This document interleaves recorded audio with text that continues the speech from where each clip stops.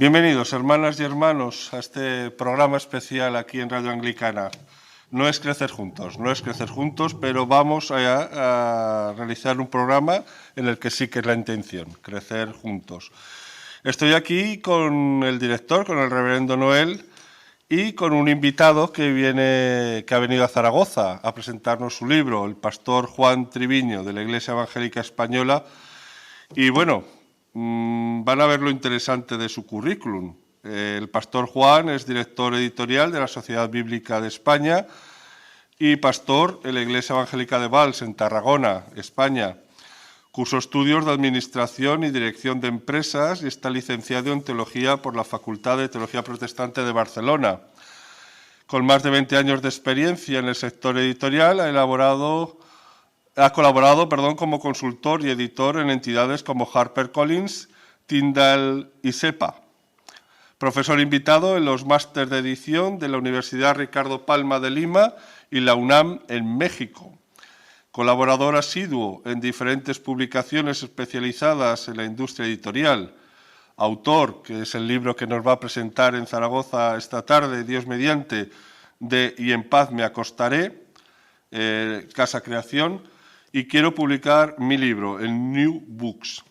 Y creo que lo más importante de su currículum, casado y padre de 2 hijos.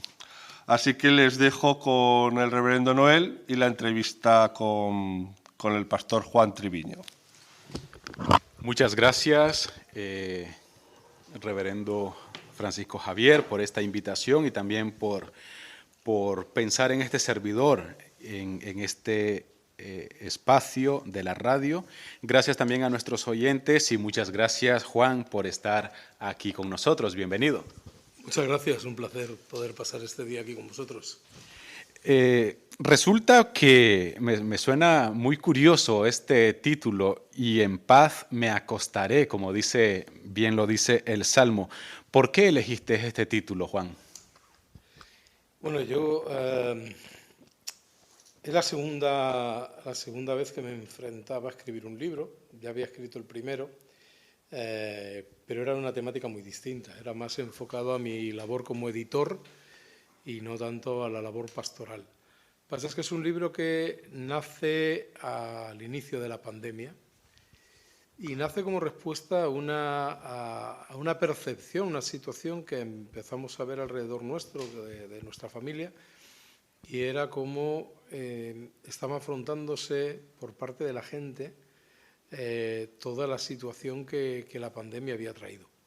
Entonces ahí nos dimos cuenta que había una absoluta falta de esperanza por parte de aquellos que no tenían fe, aquellos que no tenían ningún tipo de experiencia de relación con Jesús, con Dios, estaban viviendo la pandemia como algo dramático. Y sí que es verdad que en los creyentes también hubo gente que lo pasó muy mal. Al final, cuando serenas el ánimo, te das cuenta que el Señor está ahí, que tiene el control de todo, pero aquellos que no estaban cerca del Señor empezaron a llamar a casa. Saben que eres el pastor de la iglesia, saben lo que haces y, como dice el refrán, pues se acuerda de Santa Bárbara cuando llueve, ¿no? Así que empezaron a llamar a casa, empezamos a tener conversaciones con gente no creyente, pero que conocía nuestro ministerio, lo que estábamos haciendo, y nos dimos cuenta de que la gente se estaba desesperando. Y cuando te desesperas, pues está ese momento de que llega la noche, te metes en la cama y empiezas a dar vueltas y a dar vueltas y a dar vueltas, y ahí en el silencio de la noche la palabra desesperación estaba ahí. Así que rápidamente nos vinieron las palabras del salmista y en paz me acostaré. Además me tomé la licencia de añadir una I delante, porque creo que es ese momento en el cual necesitamos paz cuando vamos a descansar. Durante el día todas las responsabilidades, el jaleo, los niños, el trabajo y demás te van conduciendo por inercia muchas veces a lo que tienes que hacer, pero cuando llega el silencio de la noche, ahí necesitas tener paz. Entonces creo que es el final del día, es el momento en el cual buscar al Señor y encontrar esa paz era fundamental. Y en esos contextos pues nos dio el Señor esta oportunidad de escribir este libro y ahí está el título. Hablando ahora del contenido de este libro, ¿cuál crees tú o cuál nos dirías que es la idea principal? A ver, la idea principal fue darle respuesta a las personas acerca de la situación que se estaba viviendo. Entonces, el libro nace como de una manera en la cual no teníamos previsto, ¿no? Al quedarnos encerrados en casa, al quedar todo parado, un día escribí una meditación en Facebook que decía ¿quién me ha robado el mes de abril? Hablando de Joaquín Sabina, ¿no? Y su canción. Entonces, yo cuando subo cosas a redes sociales tienen una repercusión, pues, mis amigos. Pero al día siguiente, cuando me levanté, después de poner esta meditación, eran como 400 y pico personas. Y al día siguiente ya eran 1500 y era algo que no era normal.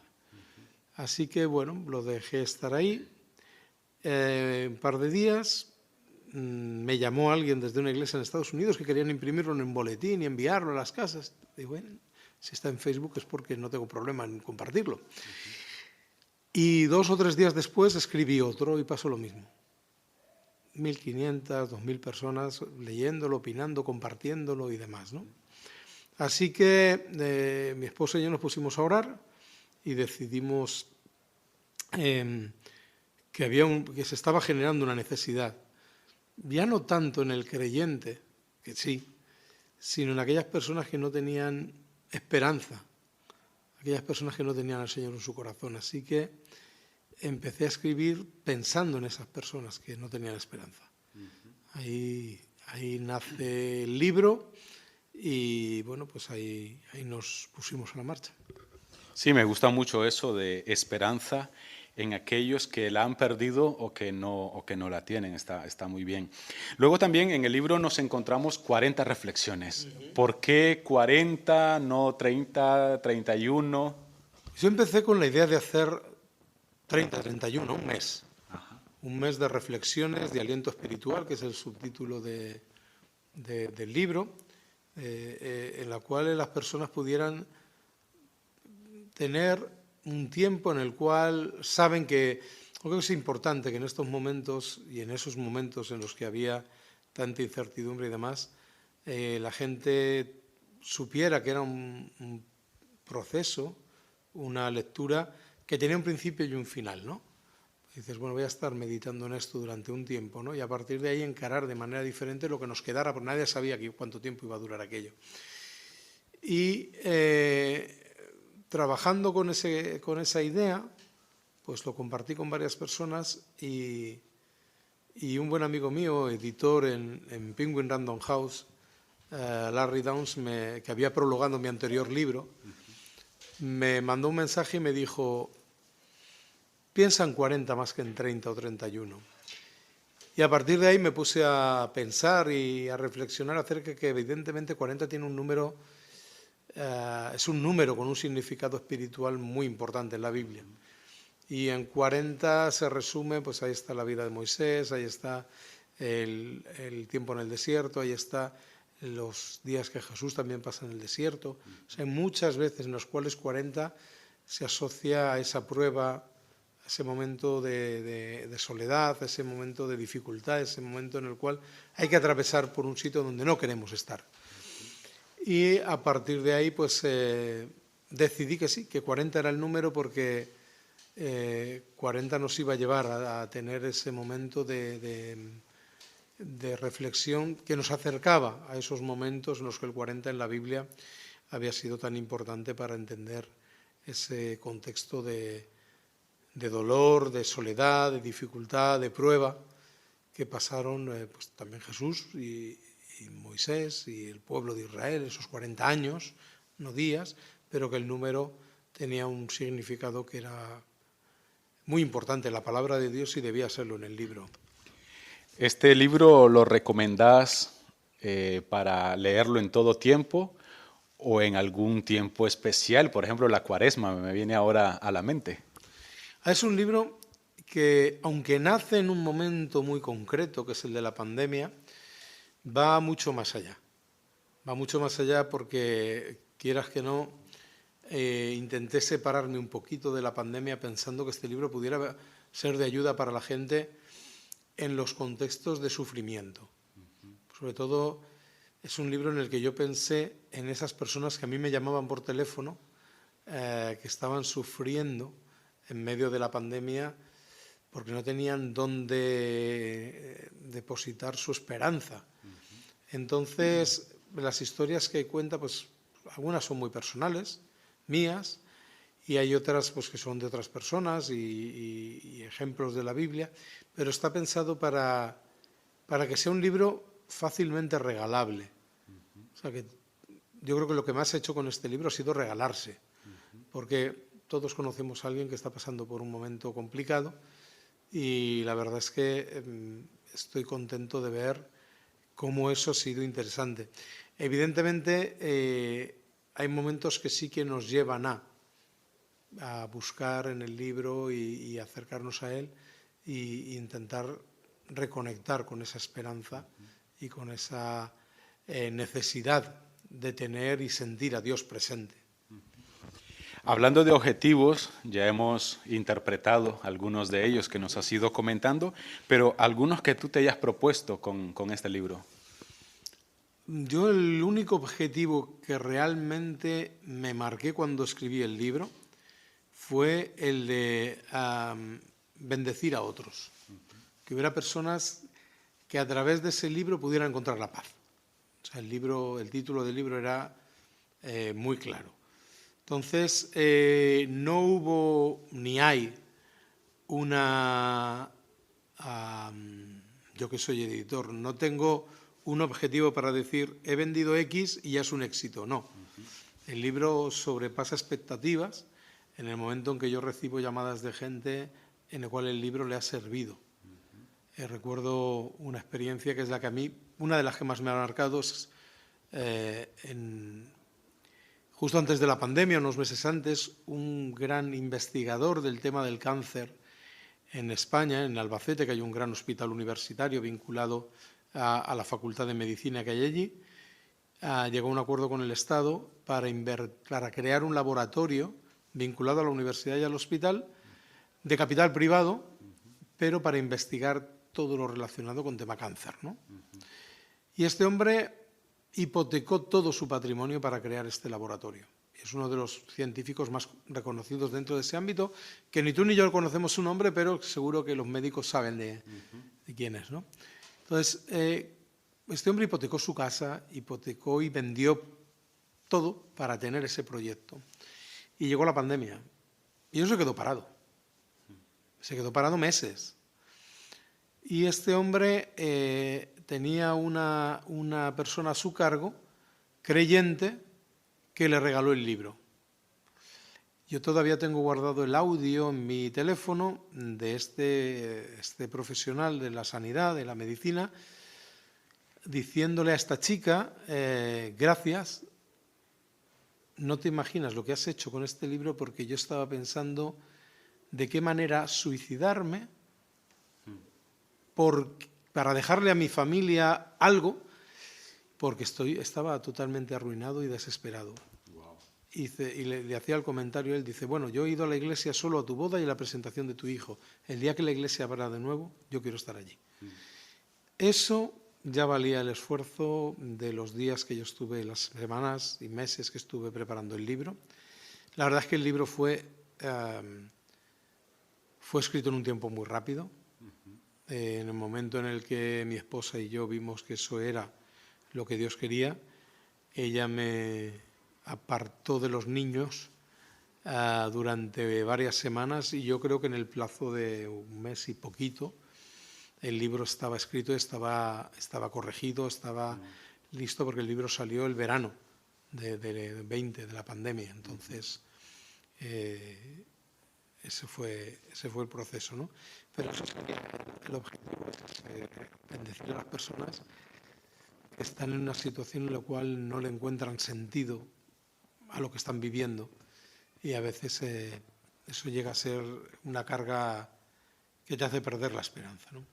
Totalmente, y más en los tiempos que hemos vivido, vivimos y que vendrán, la esperanza debe ser lo último que se pierda. Y cuando alguien la pierde, pues encontrar medios para volver a reconectar con ella. Ya para ir finalizando, Juan, ¿qué inconvenientes encontraste en el camino a la hora de poner por escrito todo esto que el Señor te iba dando?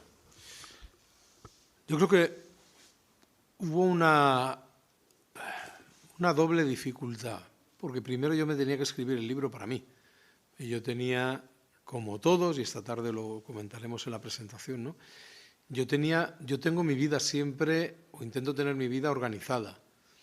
O sea, yo ahora en Navidad aparto un día, 2, me siento con mi esposa, viajo mucho por mi trabajo y mira, estas fechas estoy aquí, estas fechas estoy aquí, viajo mucho por América, por Europa, por mi trabajo. Y yo en aquel momento en el que todo para, yo tenía billetes de avión comprados para los viajes de marzo, abril, mayo, junio, hoteles contratados, proyectos empezados, y todo se separó. Y está muy bien parar cuando paras porque quieres, pero cuando te paran obligado, cuando ya tienes toda una expectativa, has hecho una inversión económica muy fuerte en billetes y demás para generar trabajo y poder sacar adelante el proyecto que tienes, a mí me dio vértigo, mucho vértigo. Decir, bueno, ¿ahora qué? De repente los ingresos dejan de llegar, todo se para y tienes que sobrevivir. Tienes gente a tu cargo, no solo tu familia, tus empleados y demás, ¿no? Entonces, yo creo que la primera dificultad fue hablarme a mí mismo y realmente ponerme delante de Dios y decir, todo esto que yo escribo aquí tiene que ser real en mi vida, o sea, yo tengo que descansar en ti por encima de todo. Y aún dedicándote al pastorado, pues hay que hacer ese parón y decir, bueno, Señor, descanso, todo lo pongo en tus manos y es algo que yo no tengo el control y tengo que aprender a descansar en ti en todo. Esa fue la primera parte, una vez que yo tuve claro que tenía que ir por aquí, ¿no? Porque después de lo que te he contado antes, de esos 2 momentos en los que yo escribí, porque escribo mucho en Internet, yo me puse a orar unos días, digo, ¿qué hago con esto? Y es en ese momento en el que tuve esa primera decisión que tomar. Y después, hacer un buen trabajo, porque yo he escrito mucho, escribo sermones, pero un fallo que tenemos los que hablamos mucho es que a veces escribimos como hablamos y eso no es lo mismo. O sea, cuando tú lees un libro de una persona que está acostumbrada a hablar mucho, pues no es un gran libro. Cometemos errores, hay una comunicación no verbal, hay unas paradas, hay unas cosas que no se ven reflejadas en lo que escribes. Sin embargo, tú estás escribiendo y hablándote al mismo tiempo prácticamente. Entonces, es como cuando escribimos un sermón. Un sermón escrito tiene sentido para mí, que lo he escrito yo, pero cuando alguien me pide los apuntes, digo, menudo desastre. No vas a entender la mitad porque hay muchas cosas que no están ahí y que están aquí y que estoy expresándote con mi mano, con mi cara, con mis gestos. Entonces, ¿qué ocurre? Que eso mi editora, Laura, me estira de las orejas mucho porque cada vez que corrige algo que yo tengo que publicar, me lo dice, ¿no? Y es a nivel práctico de lo que es escribir el libro, esa fue una parte que tuve que trabajar más. Pero después tuve el apoyo de mi esposa, que me liberó mucho tiempo, aunque estábamos en casa y encerrados, pero todos sabemos que tuvimos que aprender a ser profesores, tuvimos que ser monitores de tiempo libre, tuvimos que atender niños que tenían sus dinámicas en la escuela y de repente estaban en casa encerrados. Así que ella, pues, en esas primeras semanas ocupó mucho tiempo cuidando de los niños para que yo pudiera darle forma a este proyecto. Así que esas podrían ser esas 2 dificultades ahí. De acuerdo, pues muchas gracias por compartir estas cosas con nosotros y esperamos pues que el libro cumpla estos objetivos de llegar al pueblo de Dios y de hacer en ellos el efecto esperado, así como nos lo has recomendado. Pues muchísimas gracias, que el Señor te bendiga y queridos oyentes, pues pasamos los micrófonos a nuestro director, el reverendo Francisco Javier para continuar pues con este programa de Crecer Juntos. Bueno, pues hermanas y hermanos, solamente aclararles dos cosillas. Cuando ha dicho aquí el hermano Juan el que fuera bendición, les puedo aclarar, les puedo confesar que yo que he leído el libro es una bendición. Y escucharle ahora, supongo que estarán de acuerdo conmigo en que es una bendición.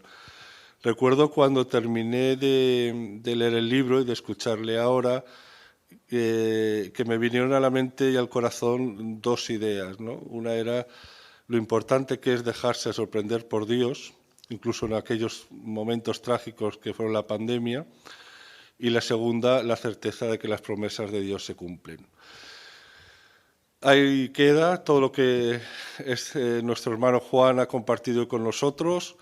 Y bueno, les convoco a la próxima emisión de nuestro programa Crecer Juntos, la semana que viene. Ahí estaremos puntuales.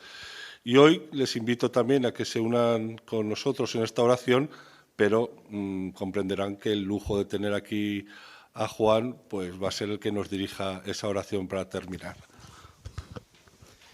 Señor, te damos gracias por el privilegio de compartir tiempo juntos, Señor, porque a través de estos momentos, Señor, tú también nos cuidas, nos hablas, Señor, y nos transmites, Señor, lo importante es que somos para ti.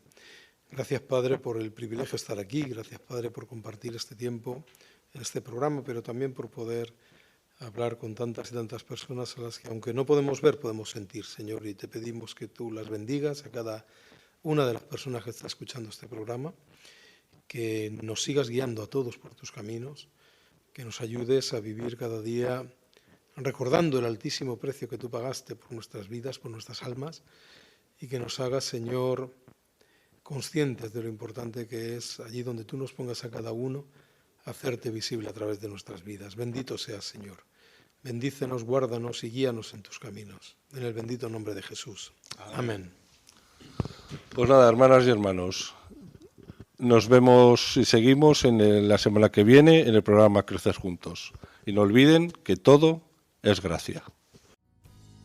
Porque solo tú eres santo, solo tú, Señor, solo tú, Altísimo Jesucristo, con el Espíritu Santo en la gloria de Dios Padre. Amén.